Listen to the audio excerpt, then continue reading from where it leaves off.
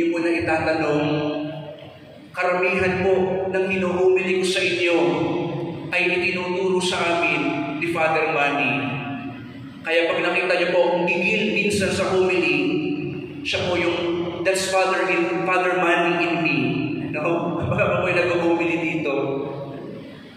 Sa akin din po mga kapatid na pari, sa aking mga kaklase, mula sa St. Mother Teresa of Calcutta class, ganun din sa aking kabatch dito sa diocese, sila Father Keith at si Father Mark Louie.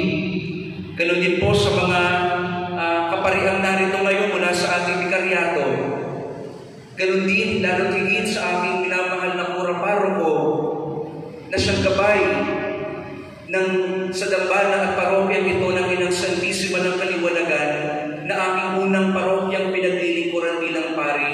Kay Father Ali, kayo pong lahat ang aking inspirasyon sa paglilingkod. Ang inyong halimbawa at dedikasyon at pagmamalasakit. Kaya maraming salamat. Palakpakan po natin sila, mga pari. Ang ibang po dyan ay nanggaling pa po sa Bulacan, sa Cabanatuan, sa Military Ordinary, sa Pasig, no? At the rest ay dito po sa ating diocese. At sa inyo po bayan ng Diyos, at sa lahat ng aking pinaglingkuran o pinaglilingkuran pa, kayo po ang dahilan kung bakit patuloy akong lumalago sa aking puso. Ang inyong mga kwento, ang inyong mga ngiti, at maging ang inyong mga hinaing, natutunan kong higit pang umibig ng wagas at maglingkod ng may tunay na malasakit. Maraming salamat po sa inyo. Palakpakan po ninyo ang inyong mga sarili.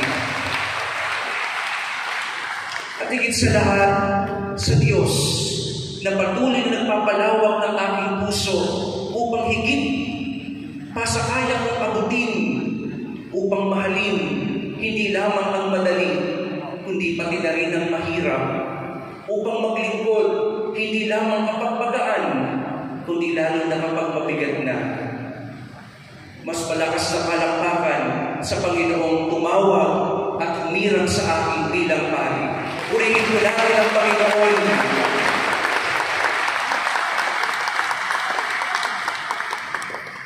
Habang patuloy akong lumalakad sa landas ng pagpapari, ito po ang aking panalangin, naway lalo pang lumaki ang aking puso. Magnanimous heart, dakila sa pag-ibig, at ganap na nakalaan para sa Diyos at sa Kanyang bayan. Pagkatapos po ng banal na misa, meron po tayong maliit na salo-salo. Pagkasali na po natin ang ating abang nakayanan. No? Kaya mangyari naman kung magbumo sa Parish Rectory, ang aking mga panauhing pari, pamilya, at mga ilang bisita, at kayo pong lahat, no? Sino man pong abutan, no? Ay meron po tayong salo-salo sa may gilid po ng ating rectory, sa may garahe. Kaya sana po ay pagkasali natin at ipagpasalamat natin itong biyaya mula sa ating Panginoon. Maraming salamat po at ipagdasal po ninyo ako. San Jose, modelo ng malawak na puso, dakilang pag-ibig, ipanalangin mo kami. Tumayo na po tayong lahat